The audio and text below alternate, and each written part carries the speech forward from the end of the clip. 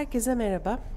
Elazığ'da 1. Harput Kısa Film Festivali'ndeyiz.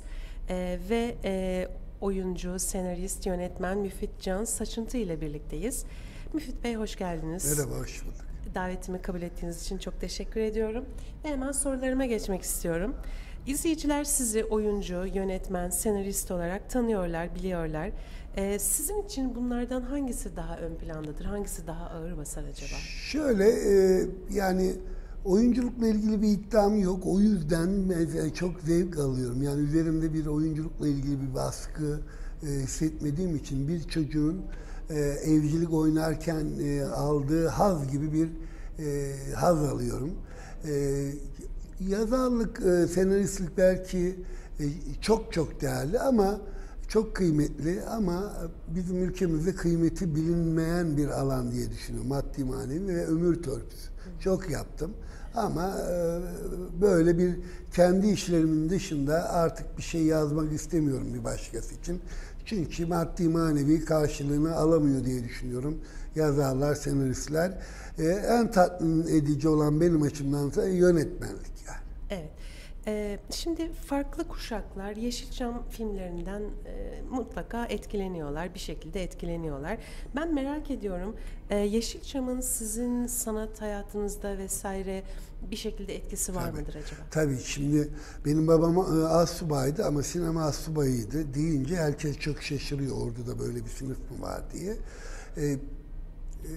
Var, hem özellikle eskiden, şimdi var mı bilmiyorum, hem lojmanlarda aileler için bir sinema salonu vardı, hem kışlalarda askerler için sinema salonu vardı ve bunlardan da sorumlu bir astsubay oluyordu. Babam da sinema astsubayıydı. Hemen hemen gittiğimiz her yerde sinema varsa onunla beraber yani ben neredeyse kucaktaydım, dolayısıyla sinemaya çok gidiyor falan, ama 4-5 yaşlarından itibaren hem babamla film seçmeye gidiyorduk. Film alınacağı zaman yeni filmleri görmeye fragmandan seçiyorduk. Beni de götürüyordu babam. Belki hani çocukların da ilgisini anlamak için oynatılacak filmlere. Bir de sinema salonunda da yine sinema astsubayının oğlu olduğum için merak ediyordum. Makine dairesine girmeye izin vardı. Ben oradan seyrediyordum. O dönem makaraları falan. Çok küçük yaşta dolayısıyla böyle bir kendiliğinden sinemaya bir ilgi oluştu ve o zaman da tabii daha çok Yeşilçam filmleri vardı. İster istemez çok etkilendik tabii bütün Yeşilçam sinemasından. Çok etkilendik. Soru bu kadar mıydı yoksa spesifik böyle örnekler verebilirsiniz tabii ki. Ya yok, zaten bellidir sinemamızı etkileyen isimlerde. Tabii benim çocukluğum itibariyle Lütfü Akat gibi, Metin Erksan gibi sinemacılar kuşağını başlatan kurucu babalar diye kabul edilen babaların filmi vizyonda çok yoktu ama şu vardı, hani bazı filmler. Sevmek Zamanı zaten mesela yazıktır. Vizyona bile girememiş. Yani şu an ilk 100 film açıklandığında 100. yılında sinemamızda bütün anketlerde ya da bütün otoritelerin ilk 5 hatta ilk 3 listesine giren Sevmek Zamanı vizyon şansı bile bulamamıştı. Onları bir kenara bırakırsak işte o dönem işte Yılmaz Güney, Atıf Yılmaz, Ertem Eğilmez, işte Zeki Ökten, Şerif Gören sinemamıza yön veren yönetmenlerdi diyebiliriz. Unuttuğumda olabilir, bağışlasınlar. Tabii ki onlardan ister istemez etkilendik. Ve hani Tarantino'nun meşhur lafıdır. Ben sinemayı sinema okulunda öğrenmedim, sinemada öğrendim lafı. Biz de dolayısıyla tabii çok bilinçli bir eğitim olmasa da bir kendiliğinden bir pasif öğrenme süreci geçirdik sinema salonlarında ve Yeşilçam yönetmenleri, oyuncuları ve senaristleri sayesinde tabii çok etkilenmişizdir. Evet. Peki şimdi... Yılmaz Güney'i eklemeyi unuttum demin tabii ki. Mantra Filozofu herkesin aklında kalan filmlerinizden. Şimdi bir söyleşinizde yeni bir şey söylemediği için halk sevdi dediniz. Bunu biraz açabilir Evet. misiniz acaba? Ya şimdi ben de bu kadar tutacağını beklemiyorduk. Çok hızlı bir şekilde çok ilgi ve beğeni görünce ben Allah Allah falan şaşırdım yani. Niye bu kadar çok beğenildi, bu kadar sevildi? Çünkü şuradan şaşırıyordum. Yani biz yeni bir şey söylemedik ki ya. Niye bu kadar ilgi gördü, ses getirdi? Çünkü yeni bir şey yok. Benden önce çok söylenmiş, yani farklı formlarda çok söylenmiş laflar. Neden bu kadar ilgi gördü? Yeni değil diye düşündüm ki, dedim ki evet ya, yeni olmadığı için ilgi gördü. Neden? Çünkü her yeni bir şeye ister istemez yani bir idrak süreci olur. Önce anlamak kolay değildir. Önce idrak edersiniz. Sonra çeşitli sebeplerle bir savunma mekanizması geliştirsin ya da temkinli yaklaşırsın yeni bir şeye. Bir mesafe koyarsın, bazen duvar çekersin. Yeni bir şeyi insanın kabullenmesi, toplumun kabullenmesi zordur. Sonra onunla hani böyle bir çatışmaya girersin, sonra kabullenirsin. Zaten yeni bir şey olsaydı 1,5 saatlik bir filmde ya da bir dizi bölümünde zaten bunu beceremez. Ve dolayısıyla biz zaten seyircinin unuttuğu, ya bilip ama unuttuğu ya da gündemine almadığı şeyleri ya da içinde olduğu halde farkına varmadığı konuları da farkındalık yarattık. Unuttuğu şeyleri hatırlattık. Bildiği halde gündemin geri planına attığı bir takım meseleleri gündemine birinci sıraya soktuk tekrar. Ben o yüzden ve dolayısıyla da bütün bunların sonucunda da hislerine tercüman olduk diye düşünüyorum. O yüzden sevdiler diye düşünüyorum. Evet. Mantra Filozofu 3 çekilir mi? Çekilmez ama biz bugün ben bu saatten sonra ne yaparsam artık Mantra Filozofu diye zaten öyle anılıyoruz. Şöyle Yaşamak Güzel Şey diye bir film çektim. 3. filmimdir. Onu başta internete korsanı düşmüştü. Mandıra Filozofu 3 diye korsancılar yiyor ve pazarlıyorlardı. Yani dediğim gibi ben ne yaparsam yapayım Mandıra Filozofu diye beni ancaklar, filmleri de Mandıra Filozofu'nun yeni filmi diye ancaklar. Tıpkı rahmetli Kemal Sunal'ın işte neyi çekerse çeksin Şaban filmi olması gibi, Şaban'ın filmi demeleri gibi öyle olacak. Evet, doğru. Şimdi yine bir söyleşinizde kötü olmayı ya da rezil olmayı göze alan yönetmen veya sanatçılar olmalı dediniz.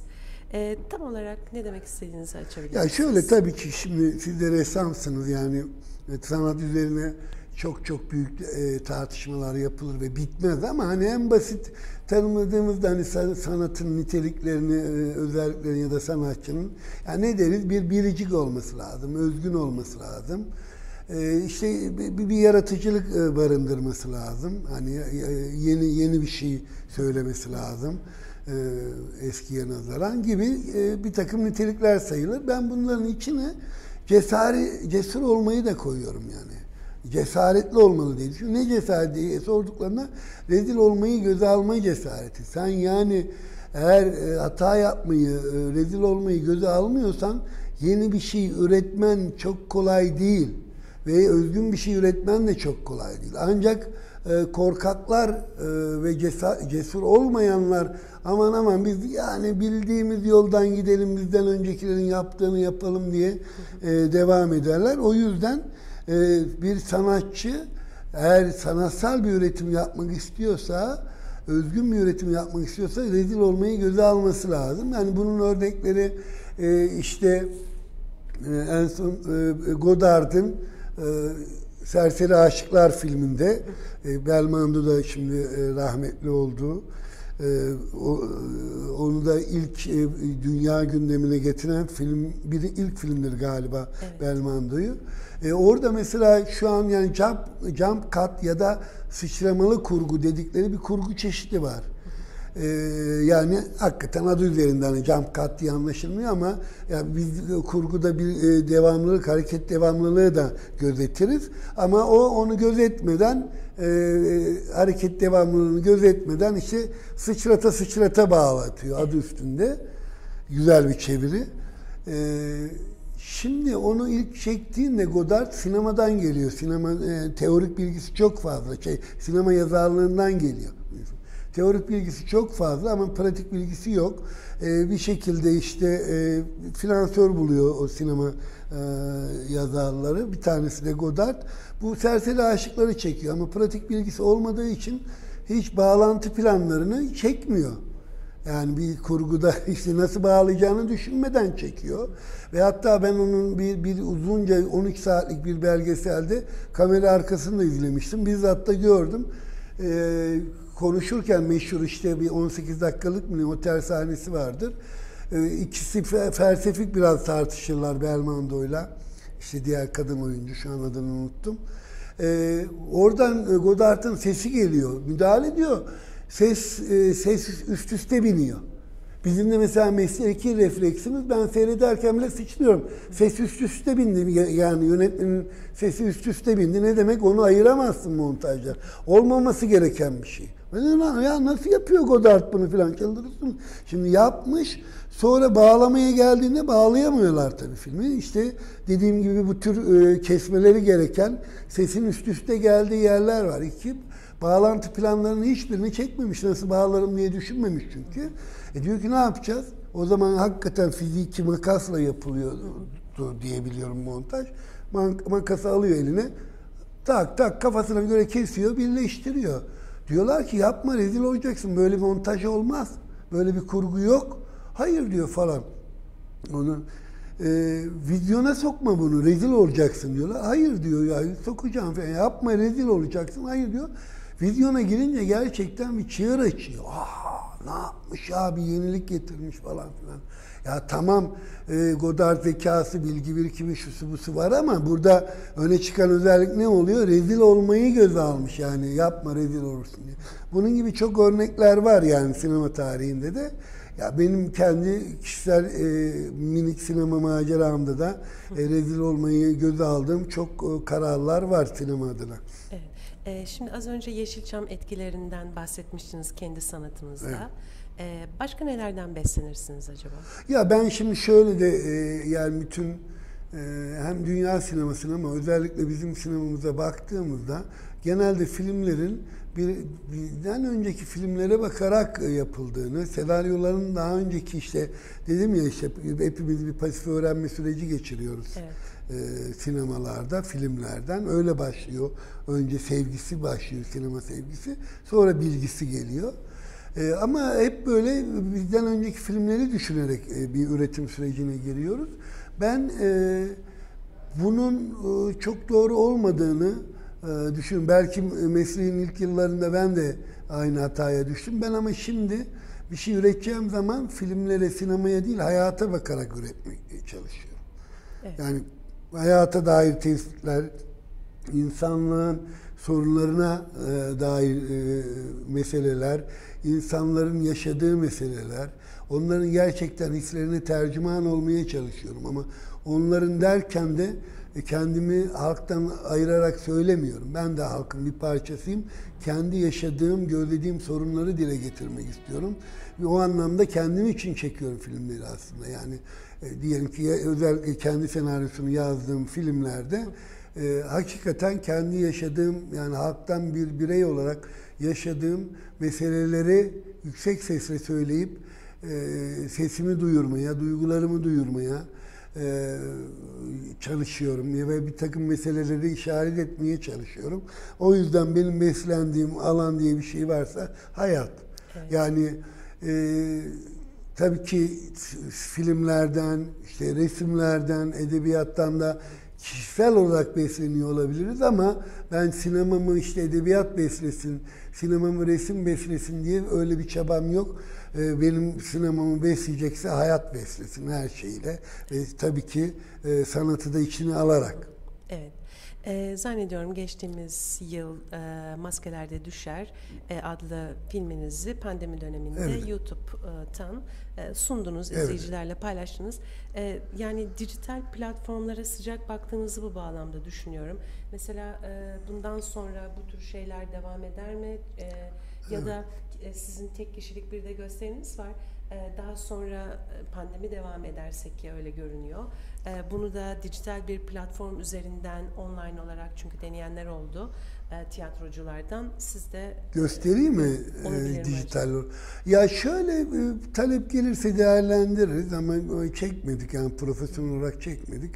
Belki değerlendirilebilir. YouTube'daki denemeyi dijital platformlardan daha çok önemsiyordum. Şunun için, yani bunu bir üretim modeli olarak yaşatabilseydik ve olabileceğini gösterebilseydik, yeni bir üretim modeli olacaktı ve yönetmenleri, senaristleri, bütün sinemacıları daha özgür kılacak. Yani çünkü patron, şimdi bir film çekerken şimdi yapımcıyla uzlaşmak zorundasın. Dağıtımcıyla uzlaşmak zorundasın. Salon işletme sahibiyle uzlaşmak zorundasın. Ama mesela YouTube'da hani maliyetini çıkartabilseydi film, yani bugün çıkartamadık, yarın çıkartabilir, çok özgürleştirici bir üretim modeli olacaktı sinema adına. Ama bizim filmimizde en azından bunu gerçekleştiremedik. Yani bütün oyuncular para almadığı halde o çok kısıtlı imkanlarla çekilen ve çok ve böyle çekildiği de çok belli olan bir filme bile 100 bin liraya yakın para harcadım. Ve ben geçen gün ya $1000 kazandık diye bir yerde söylemiştim. Geçen gün bakayım dedim, 500 küsur dolar kazanmışız. $1000 bile değil. Ne ediyor bugünkü parayla? 4000 lira. Yani 100 bin liraya yakın bir şey harcamışım ki bak, oyuncu arkadaşlar para almadığı halde. Kazansaydık verecektim. Öyle konuşmuştuk. 100 bin lira harcadım, 4000 lira. O bir üretim modeline dönüşemedi. Yani Don Quixote'ca bir deneme olarak kaldı ama ben yarın bir gün bunun olabileceğine inanıyorum. Ve dolayısıyla sinemacıları özgürleştireceğini, yani insanlar YouTube'a ya da yarın bir gün hangi platformuna çıkar bilmiyorum, internete diyelim, bir film koyduğunda oranın kazanç modelinin bir filmin maliyetini çıkartabileceğini, dolayısıyla sinemacılar hiçbir patrona, hiçbir yöneticiye uzlaşmak zorunda kalmadan özgürce üretim yapabilirler diye düşünüyorum gelecekte, ama ne kadar yakın bir gelecekte onu bilmiyorum. Evet, umarım istediğiniz şekilde olsun hepsi. Bütün sinemamız adına, sadece benim adıma değil umarım. Evet. Ya o da tabii ki şeyler var, hani ya film sinemada seyredilir, platforma çekilenler işte sinema filmi değil falan filan diye değil. Ya sinema bence insanların sosyalleşme ihtiyacını karşılıyor. Sinema hep var olacak, o başka bir şey. Ama içerik her mecrada paylaşılabilir. Sonuçta biz sinemacıyız. İşte birisi romancı, birisi ressam filan, ama nihayetinde biz hikaye anlatıcıyız. Belki hani ressamlar bu sınıfa girmeyebilir ya da her ressam girmeyebilir, ama edebiyatçılar, sinemacılar biz hikaye anlatıcıyız. Hani bunun mecrası önemli ama o kadar da önemli değil yani. Evet. Peki şu anda biz başlangıçta da söylediğim gibi Elazığ'dayız ve 1. Harput Kısa Film Festivali'ndeyiz. Evet. Festivalle ilgili görüşlerinizi alabilir miyim? Ya festivalle ilgili tabii ki sanat ve festivaller daha önceden çok büyük şehirlerin tekelindeydi. Anadolu'ya yayılması çok sevindirici. Anadolu'daki yaşam adına, sosyal hayat adına da sevindirici. Anlatabiliyor muyum? Yani insanlar uzaktan, İstanbul'da olan, işte Ankara'da, Antalya'da, Adana'da bir takım büyük şehirlerde olan festivalleri uzaktan seyrederken de resmen bir şehrin de havası değişiyor.